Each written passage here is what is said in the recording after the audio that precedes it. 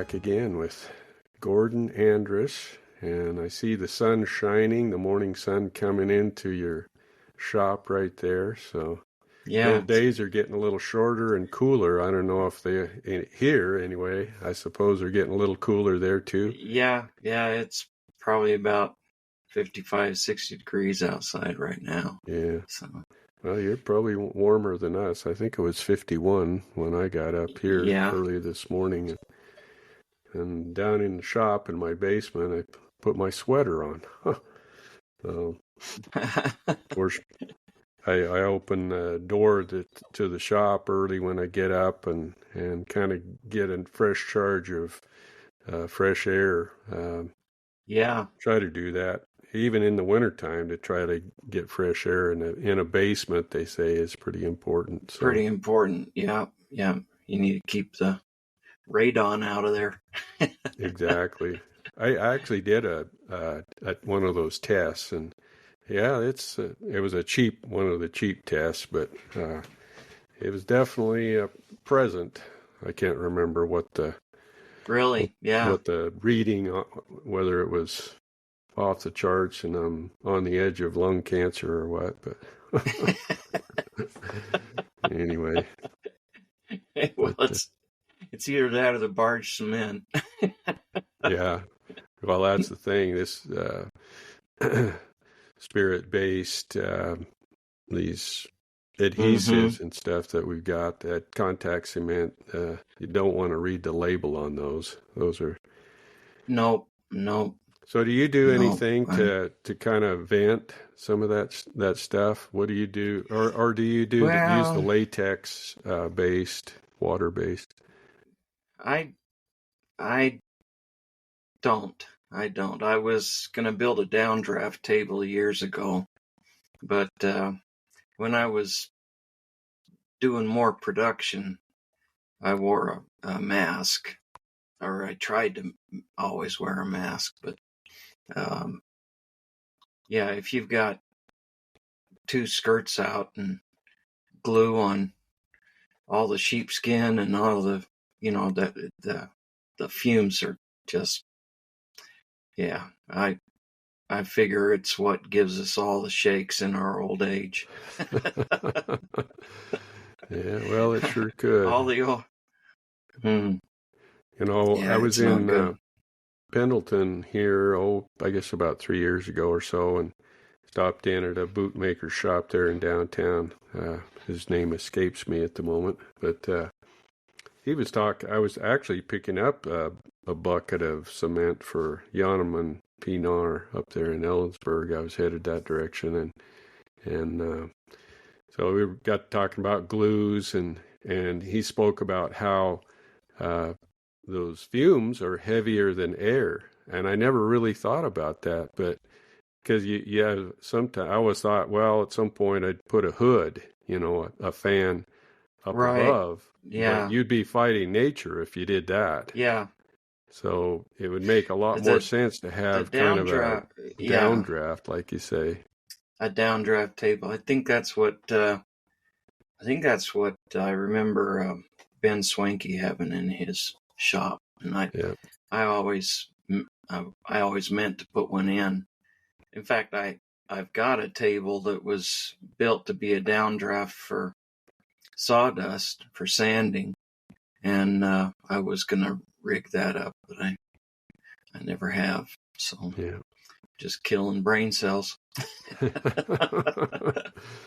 Oh well. Yes. Yeah.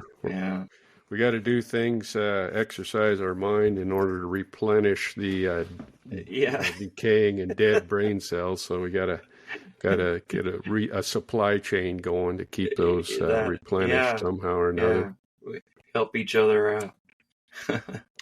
So the last time, very, very near the end of our podcast, our visit last time, you used, I brought up the phrase that you used called the generosity of form.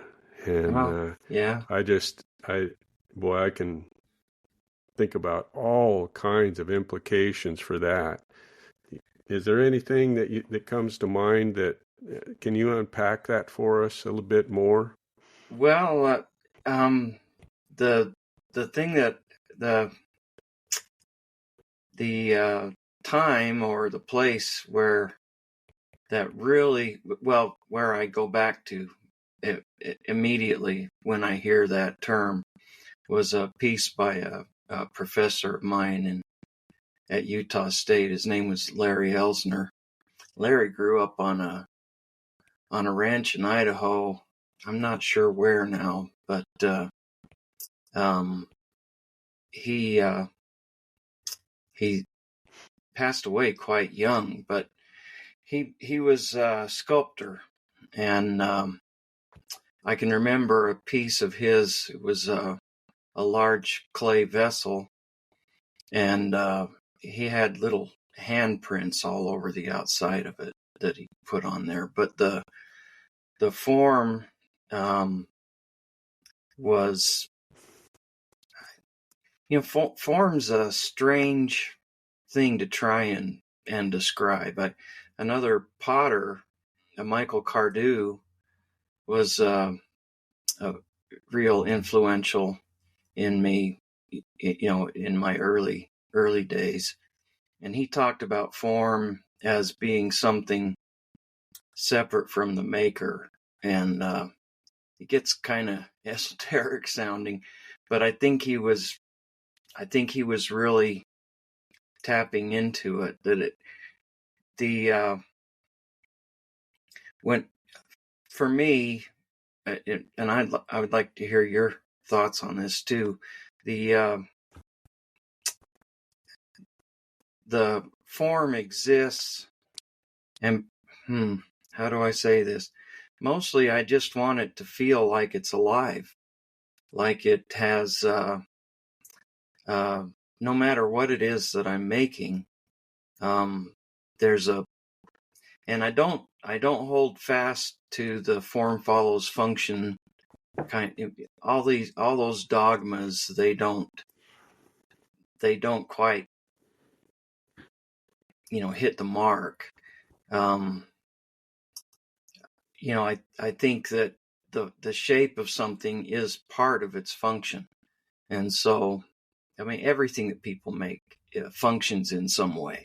So what I want to have, like in a saddle, when it leaves my shop, I want it to look like it's not used, but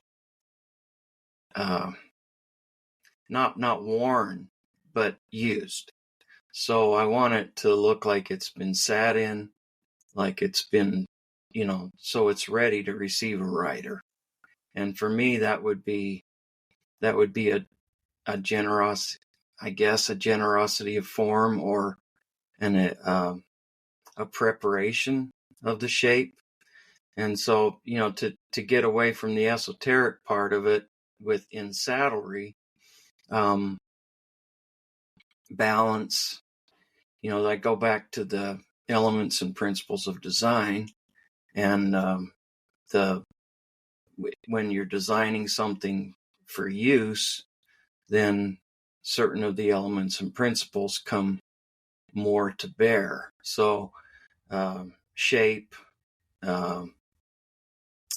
balance, those are the things that I think about when building a saddle. There's something that happens in the tree that can be completely separate from actual just straight up functioning. You can rope out of a tree with an ugly fork on it, but why build a saddle with a tree that that's ugly? And for me, that would be clunky or too much bulk in places on the fork, and that's where it usually manifests itself to me as far as form goes. Was the tree maker aware of the angle that the saddle's going to sit on a horse? That's that seems to be one of the key places where I see things break down. And then horns and the rim of the gullet. There's a lot of things happening right there on a Western saddle. Everything is happening right there. All the work is happening on that fork. So there's a lot of things that have to be considered when it comes to form, and that the beautiful lines might inhibit certain situations with the rope. And so all of that has to be considered and balanced. And that's what, for me, as an artist, craftsman, that's what's always intrigued me so much about making something, is that can you find that form that's in there, that's beautiful, but doesn't inhibit the function. And I remember another teacher of mine, I may have talked about this last time, but talked about a form being weak, and I said, well, no, it's strong enough. And he said, no, visually it's weak. And what does that mean? It's not an easy thing, because a shape is not two-dimensional. It goes all the way around, and where do you find that place to stop carving off, to get that shape? And in ceramics, everything is about form when you're making vessels.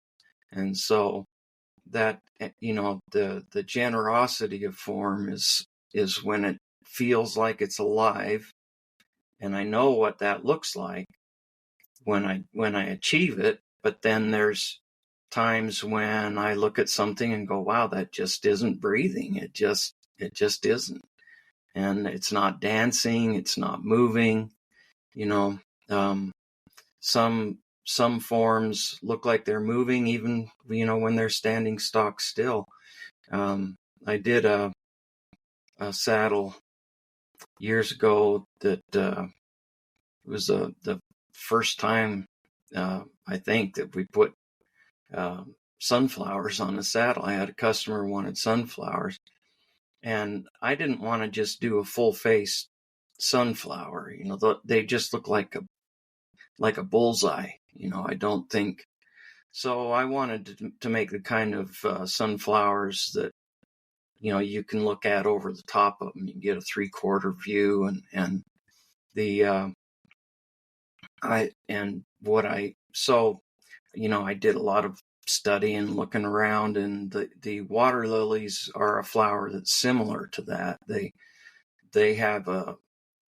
don't have as light of a texture as a sunflower, but they present that way. So I looked at those and kind of took them apart, and then replaced the leaves with sunflower leaves, and took a bunch of pictures of sunflowers, and not the big ones that you get the seeds from. The wild sunflowers is what I was looking at. And so I got them on the saddle, and then when the saddle was finished, I was looking at them, and those flowers looked like they were moving, and that was a real pleasant surprise. And that's the kind of form that I'm trying to find all the time. Just something that looks generous. I use weird words that I think some people would think is weird, but is it kind? Is it contributing grace to the world? Is it I was reading over some stuff that I'd written back in my 30s yesterday. I was going through an old box, and I realized, wow, I've been focused on this same idea forever, and that is generosity, kindness, grace, goodwill, and all of that can be put into my work. It doesn't matter that it's that it's so completely functional, why not put beauty and grace into the world when you can? And that's what I've always been trying to do. And so form is the place where. What are your thoughts about that, Kerry? Well, first of all,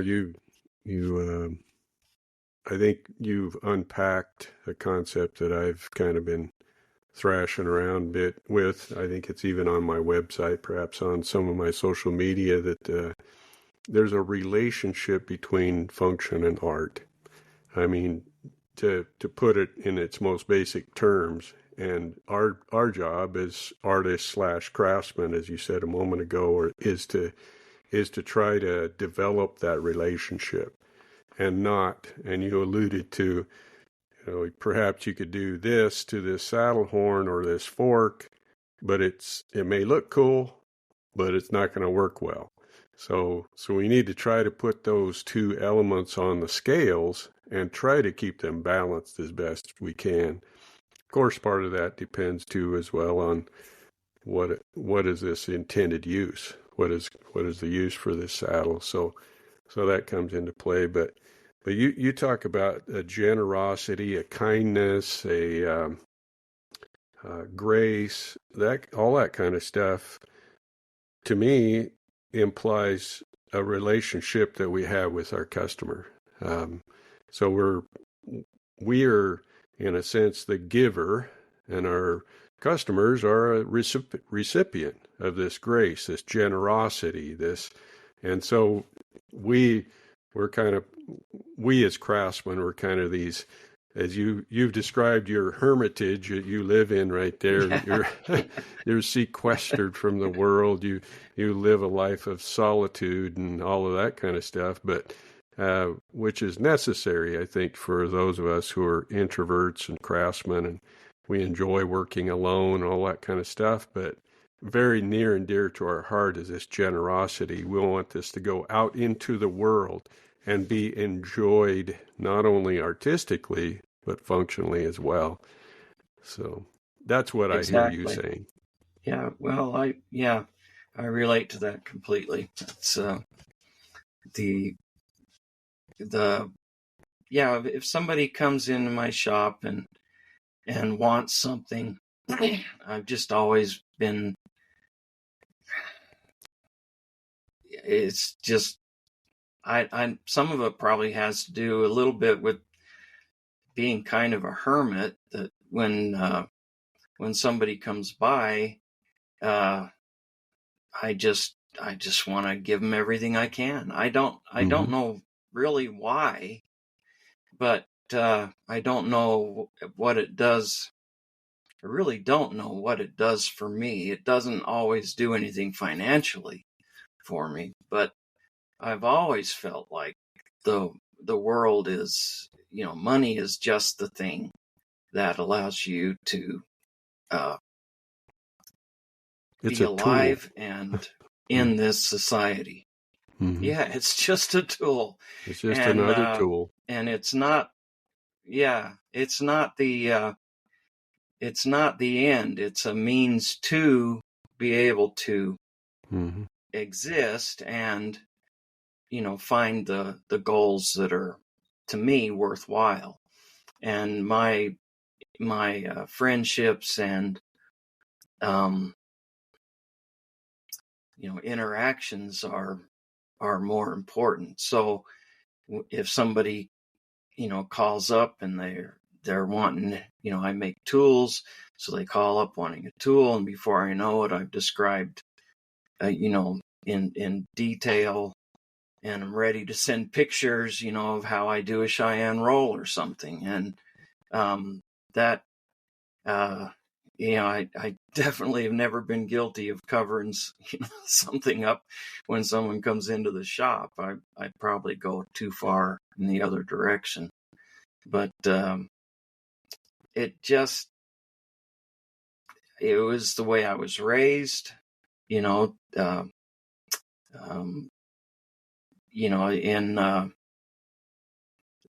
there's I don't want to bring religion into it really, but there are some things that I learned growing up about charity, about love, about kindness, and that I don't think anything else in the whole universe is more important than goodwill. Mm-hmm. I don't think anything works without it.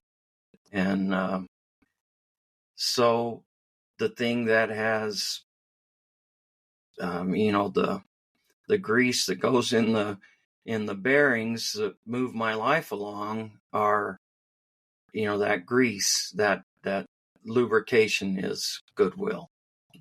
And so when I'm looking for a shape that I want to, put into the work that I do, I don't want it to be stingy. And so a lot of detail for me, there's always been a lot of, detail that I get, dug down into. And when I'm done with all of this, that work will be there and that detail will be there. And those things will be out there in the world. And the amount of time I spend on them simply won't matter.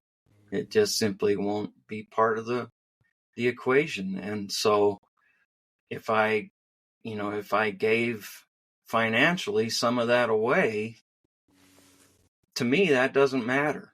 But how do you find that balance with the checkbook? That's always been the really hard part of the whole thing, because I want to make stuff and I want to make it as well as I possibly can every time. And that's that's the drive. That's always been the drive in my life, not how much can I get for it. And I've had to, if I could go back and talk to young me, I'd tell that kid, look, you do have to make a living. I don't know what he'd say to me. No, you're this whole discussion of generosity of form, kindness, grace, all of that kind of stuff reminds me of a visit a phrase that I heard from Dr. Adrian Kittredge. Adrian, I think is how she pronounces her first name. We know her as Cindy. I don't know if you've met Cindy or not, but she's from Cascade, Montana. But anyway, we had her on. Wilson and I had her on our podcast here a couple of months ago or so. But we talked a little bit about an attitude of abundance. And I think this whole generosity of form fits very nicely with an attitude of abundance. So that's another one of those things you could spend a week or so unpacking what that means. Has to do with how you carry yourself walking into a room. I mean, it has to do with your relationship with your customers and your potential customers, and also big time with everything you're talking about. When I go to put my hands on some material, what do I have in mind? And if you have an attitude of abundance, there's an abundance, that cornucopia of just things flowing out of it. It's all sounds very, very abstract, but I think it becomes more understandable. And you alluded to this, I think you said a moment ago, you don't want to be stingy with that. That's the opposite of it. So if you feel like you're restricted by time, you're restricted by this, you're restricted by that, that places a lot of friction in this whole business of trying to deliver an attitude of abundance, a generosity of form, a grace, a kindness, all of that kind of stuff, which also lately I've been thinking a lot about trying to, without even really waking up and thinking about it, but I'm trying to lead a frictionless life in certain ways. In some ways, there's more. I'm putting more friction because I'm challenging myself. I mean, I'm looking at these stirrups you with the box stitch and the gusset and stuff on the saddle that you had in the Britain. Holy cow. There's friction. but within that is yeah. you see what I'm saying? That we want to be, the frictionless part of it needs to be, I'm free to do this. I don't, you said, Exactly. I've got to grease the skids. I've got to find a way to, where's the grease gun on this outfit? You're firing up this sewing machine and it's full of rust and it's about half seized up, and I'm going to start Yeah. working things and pulling parts off and polish them up, get it oiled up. That's what we're doing with our lives, with our craftsmanship, with our artistry. Yes. Yeah, you said it. That's yeah. Yeah, amen. So when you see, you feel friction, when you're building something, that is the opposite of generosity. When there's resistance, and you want it to feel like it's coming, a freedom from the heart. I want to, it's something that is deep within your soul, that you want to Right. devote every part of your being into this work. And that's a lifetime endeavor. It is completely. And my kids are involved. They're the major part of the whole equation. My family is, and I've never wanted the my drive as a maker to get in the way of the most important things in my life, and that the funnest and sometimes most aggravating, but my favorite work that I've ever done is being a dad, and and that doesn't, now I'm a grandpa. It's still the best part of the whole gig. But when I'm making stuff in my shop, that same care has to be there, or it's a waste of time. That's all I can say about it. And yes, there's always friction because there's gravity. There's something that I feel like I've always tried to do is look around and find the path, that's the most resistance free. And when you said, you're looking for freedom, wow, there's a term, and it gets bantered about. Half the time when I hear people talking about freedom, they're really talking about servitude and slavery. Being free to be, for me, freedom has to do with a certain amount of, I don't know. I'm not going to touch that one, actually. But I like generosity better than the word freedom, maybe, because we have responsibilities, and the last thing I'd want to be is irresponsible. And when I can look back and see times when I made big mistakes, that was probably being driven more by not wanting to quit, not wanting to let go, not wanting, instead of just finding, okay, it's enough, stop now, so I don't know.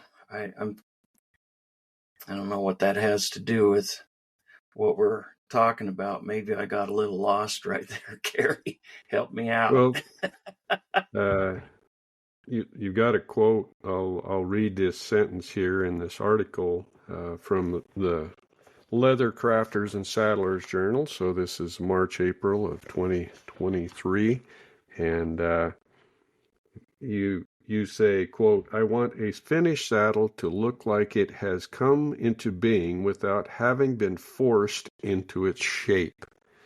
So it apply the word friction to what you just said there.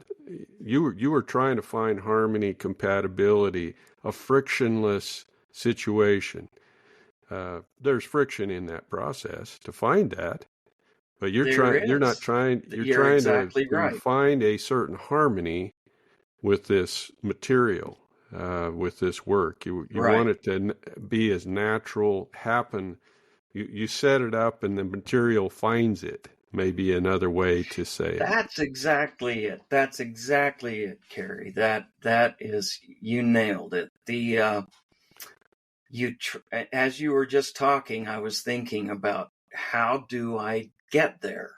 And how have I learned over all these years to get there? And it's, you can't force it. You have to find a way to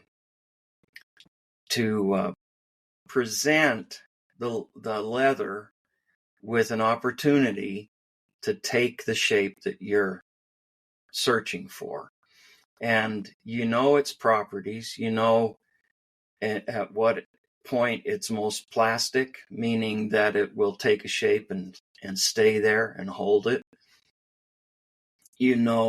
What its elastic temper is like too, where it's going to rebound. Steel and silver and other materials do the same thing.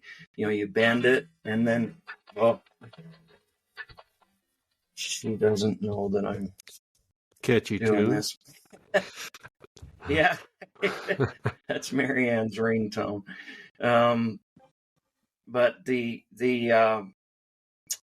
so you have to have a scientific understanding of the material so that you can apply pressure. And friction's there, but it's more like at the machine lathe. There's friction there, and it won't work if you try and take too much material off at one time. So you just so much of this just comes. It's not esoteric. It's really about just what does it take to get this material to take this shape, and what steps do you have to do in what order to get that material to take that shape. Are you going to cast it? Are you going to erode it? That's a term that is used in machining. Some types of shaping are done with a wire that's got an electric impulse going through it, and it'll cut very accurately. That's erosion. So which of all these possibilities can you use, and in what order to finally get to this place where the thing is relaxed? Whatever. And I suppose that maybe that's the best way of describing, the generosity of form. Has it relaxed? Is it there and ready? Did I miss right here on this back rigging? Did the horizon line not, good grief, got all kinds of noises going on here. Did I lose track of the horizon? Did I let its underwear show? That's what I say about a back rigging. If certain parts of it show from under the back jockey that I didn't want them to, there's just all these little things from having done it over and over and over so many times. It's still, it doesn't just automatically happen. You have to go through these steps, know what you want in the end, and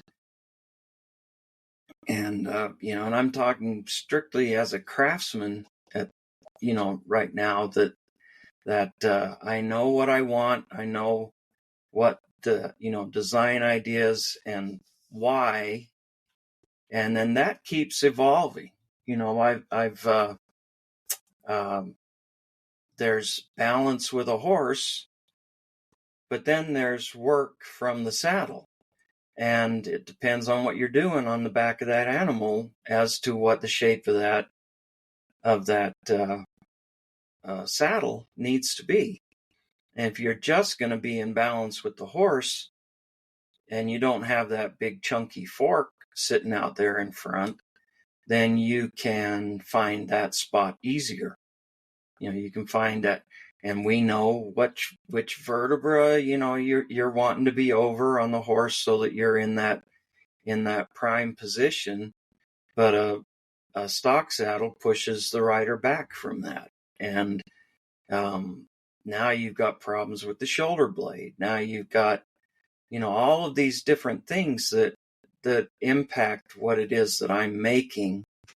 And if I don't do the work personally, that saddle's going to be called upon, then I better do some research with people that do, and find out whether my ideas actually work when there's a real horse involved, instead of a conversation where people are guessing about what the horse is and what the rider is and what stirrup leather positioning should be. And there's so many different things that I've experienced myself riding, and that I've talked to people from different disciplines about riding and what they're what they want. And I've come to realize that, oh, well, that's different if I'm out riding big circles than if I'm if I was in a dressage environment. But they are intermingled, and they can't help but be intermingled, because the animal is the same animal in every one of the disciplines. And so where can you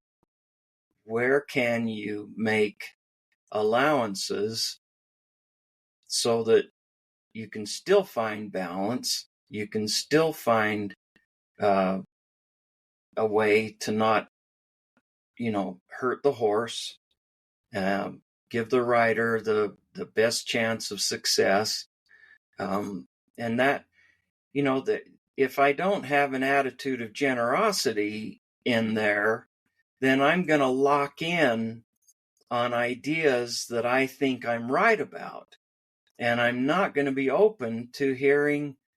I have to be able to say I don't know. I have to. There's too much at stake, and I'm not brilliant enough to be able to say I know that this is exactly right.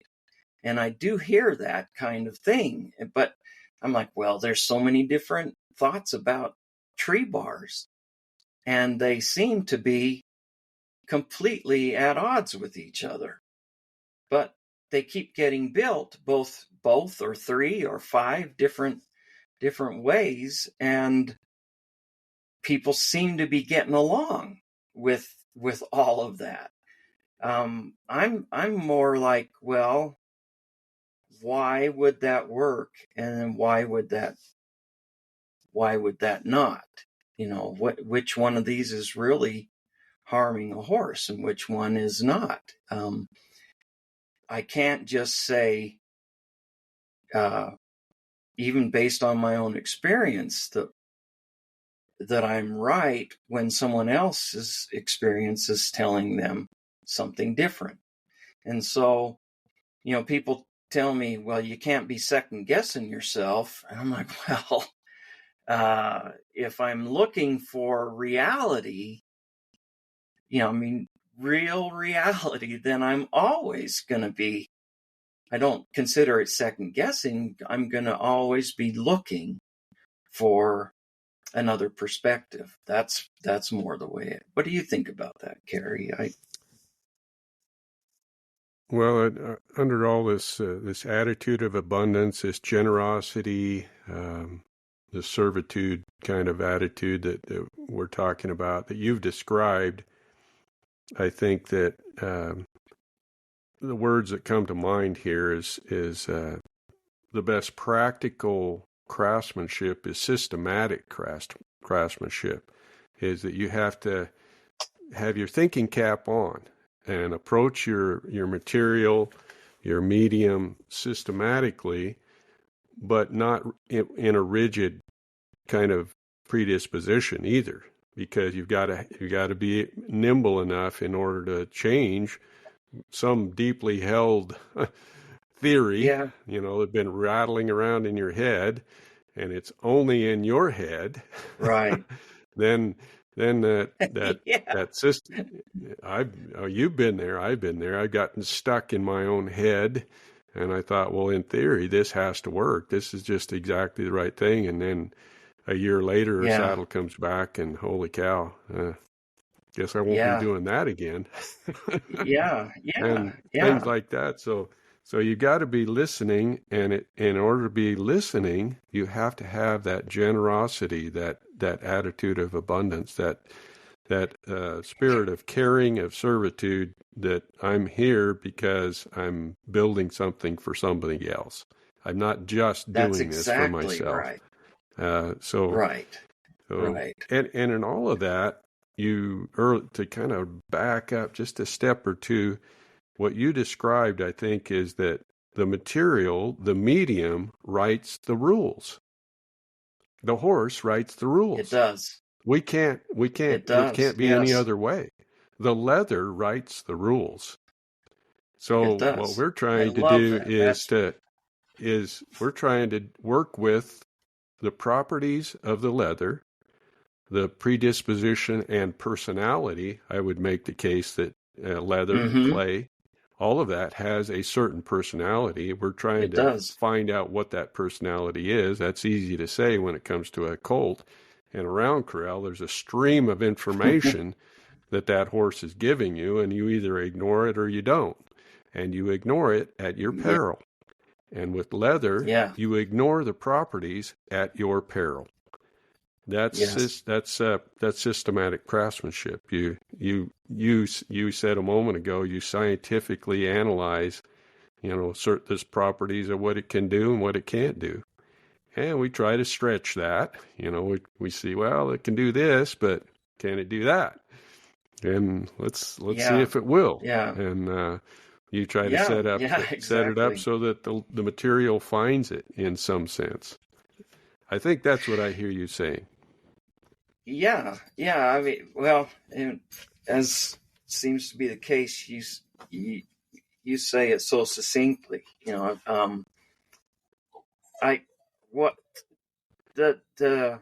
I think that the benefit of, I call it cross-pollination, this working with a lot of different materials. My little dog's whining at me, but the materials are similar, and in some cases, completely the same, and it doesn't, to me, it doesn't detract from my. Hang on, she wants a little ball.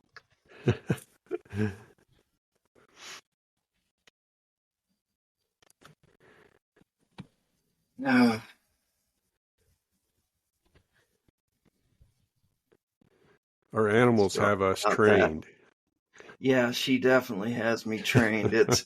It's morning time. It's time to have coffee and throw sticks. But anyway, what I was trying to get at was I had a friend that comes by every Tuesday morning, and he's he works leather. He does a lot of figure tooling stuff and projects for his grandchildren.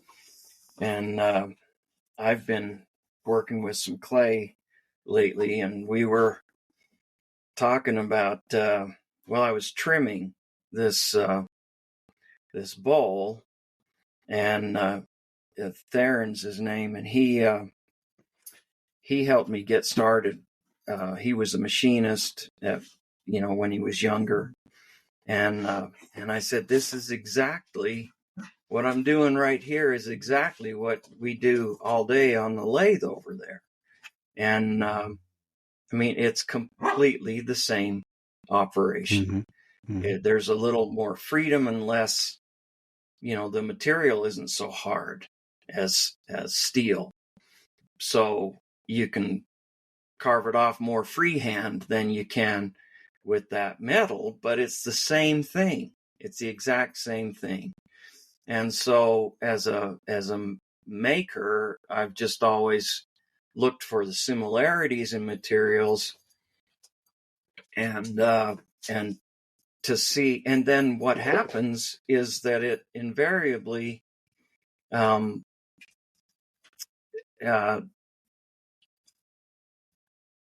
you there, Carrie? Yeah. Okay. Your picture dropped out. I'm sorry. Okay. That's because the internet connection isn't good. I'm still here. But anyway, yeah. Okay, good. It knocked me off my perch a little bit. But anyway, the similarities will inform me, the work that I've done with wood sometimes informs me on how to skive, on how to remove leather, how to erode the leather to the shape that I wanted. The work that I've done with clay shows me that, there's a term that that potters use. There's a state when clay is drying where it becomes what we always call leather hard. And okay, I just shut her out. But the so that that implies a real similarity between the raw materials. And I've my work with clay has informed my work with leather. Just immensely. And so I know that they're both really plastic materials. I know that with clay, there's microscopic platelets that are attracted to each other with electronically, and they slide past each other and over. In leather, there's fibers that stretch and allow it to become a plastic material. Steel and silver and the metals that you can hammer into shape, they do the same thing. And you can shrink it and you can stretch it. You can do all the, and so when I work with different materials, I suddenly know more about, I know something different about leather than I did if I hadn't worked with that other material. And for me, that's been just immensely valuable. At the same time, I wouldn't recommend it because it's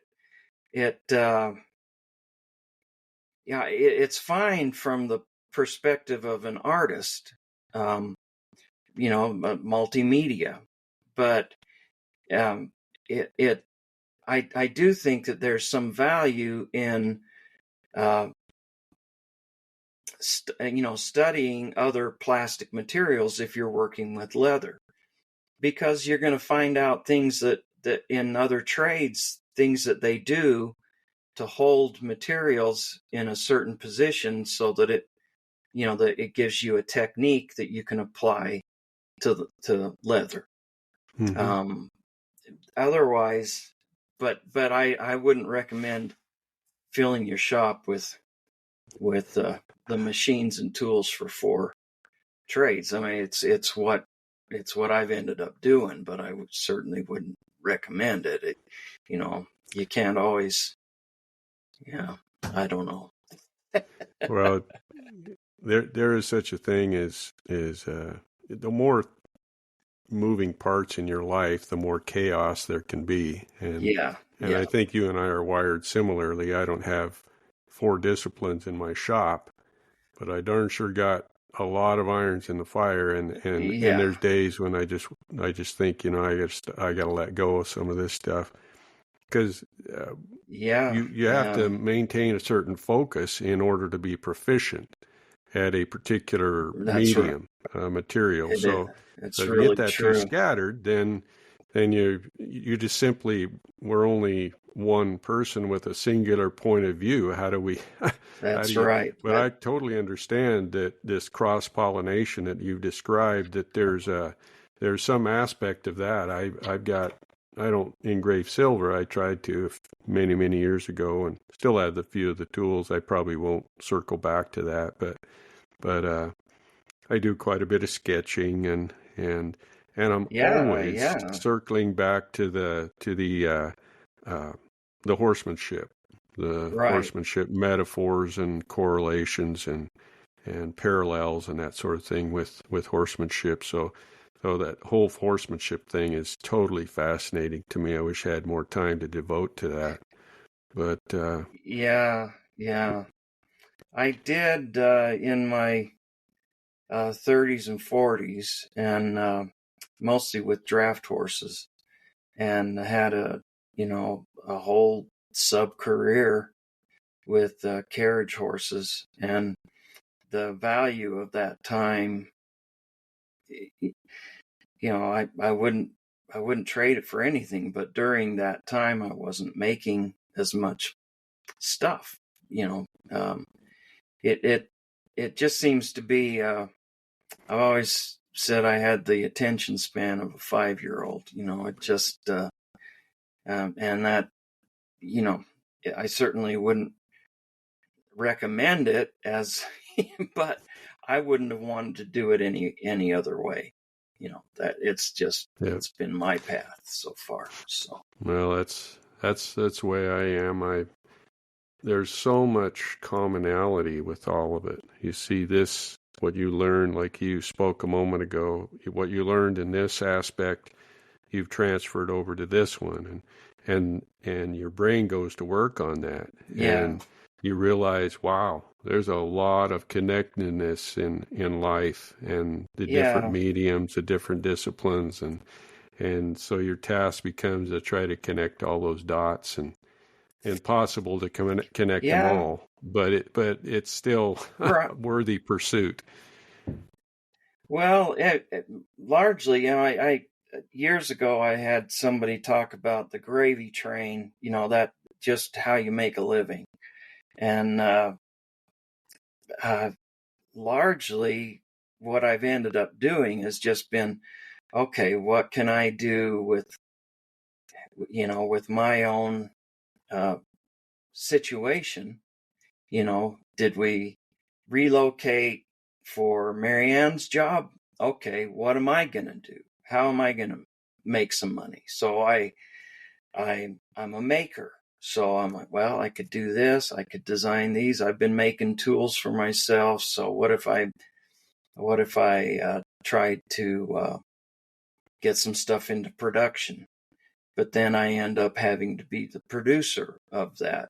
And so then, you learn a whole nother trade just by necessity, because this thing is moving, and I'd better pursue it. I think that there's always a better way to do anything that we do, but it's a largely unknown. The future's really unknown, and so the pursuit into it requires risk, and that's that's where we end up. I don't know. Well, risk. Wow. There's another subject we'll have to dive into perhaps next time. Yeah, there's a whole nother subject. Yeah. I guess, for myself, the and I think about this a lot because I've got this shop full of equipment, and for me, making is the same. It it it. I want to make something.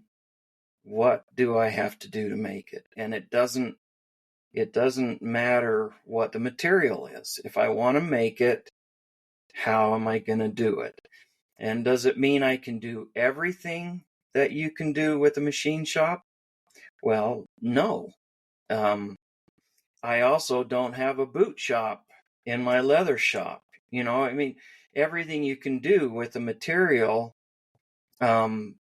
if you say, well, I have to be a full silversmith to be able to work with silver, well, I've just suddenly limited myself by an imaginary construct that I don't have a lathe for spinning silver to make vessels, so I can't,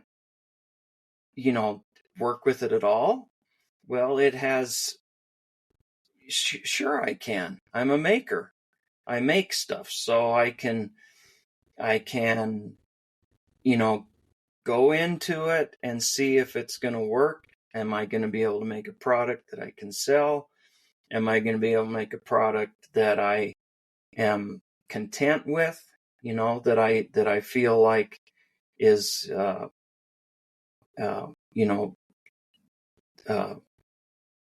done well enough to be, can you become competent at it without being a master of the whole subject?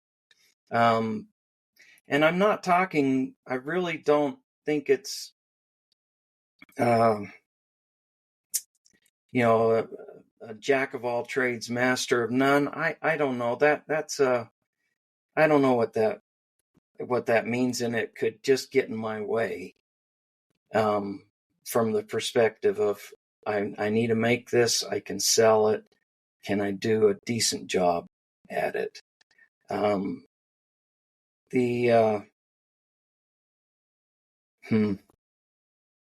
don't know, Kerry. Well, all of that makes sense to me, but we've pretty well carved up another hour here, Gordon. Seems like we still only scratched the surface on some of the notes that I've got for here. Days. But I suppose one final thought, I suppose, that I have, when you talk about the material and material writes the rules, we're trying to respect the material, and that's the other R word, that respect. You have to have a respect for the horse. You have to have a respect, and furthermore, I think, an admiration, a respect and admiration for the material. And that can come fairly naturally, but then once you realize how much admiration, respect you have for it, then you really get engaged with it.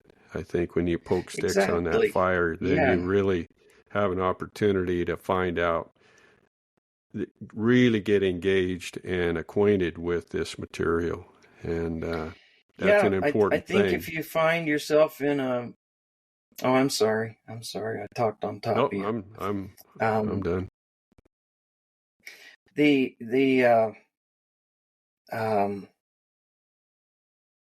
Well, you state things very succinctly. The respect for material, for a process. And what does respect mean? Well, it means openness. I'm open to this material teaching me, and so I respect it. I respect what it can show me and where it can take me in my lifetime, in the days that I spend with it. But if my attitude is one of stinginess, then my result with that material at the end of the day will be stingy.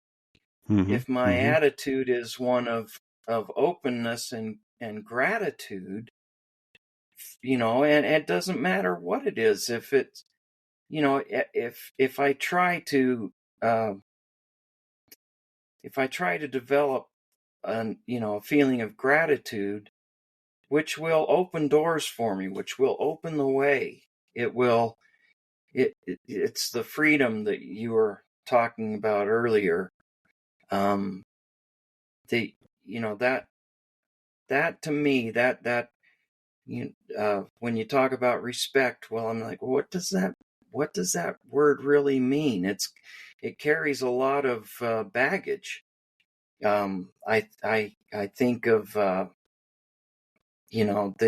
sometimes it can be thrown around like you should respect this person because of their position. I'm like, well, that's different to me than what we're talking about. What we're talking about has to do with carving away what is supposed to be important and finding what actually is real and you can make something with. And that's that kind of gratitude to the material for being there so I can make this thing is the way I would define respect. I don't know. Well, I agree 100%, Gordon. And with that closing statement, let's put a bow on it. I've got a day's worth of work ahead of me. Yeah, me too. Me too. Carrie. Another Zoom call coming up in another hour with Idaho Commission on the Arts for an event that we've got planned for next week. Yeah. So never a dull moment around here. But I so appreciate the time that you're willing to give me here on this podcast. And what I'll do is I've got the other one finally. I thought I had this listed to be public, but the other interview that we did back some months ago, that is now on YouTube and it's available for the public. So I'll send you a link to that and let's make some hay out of that. Okay. So, but yeah. I'm sorry. Let's hang on to some of these ideas and continue to keep our conversation going. I enjoy it a great deal. Yeah, I sure do too, Carrie. I appreciate it. Thank you. Sorry I was distracted here this morning, but you're good. You're good. Animals are an important part of our life. Well, you take care, amigo. All right, you too, Carrie. Thanks so much.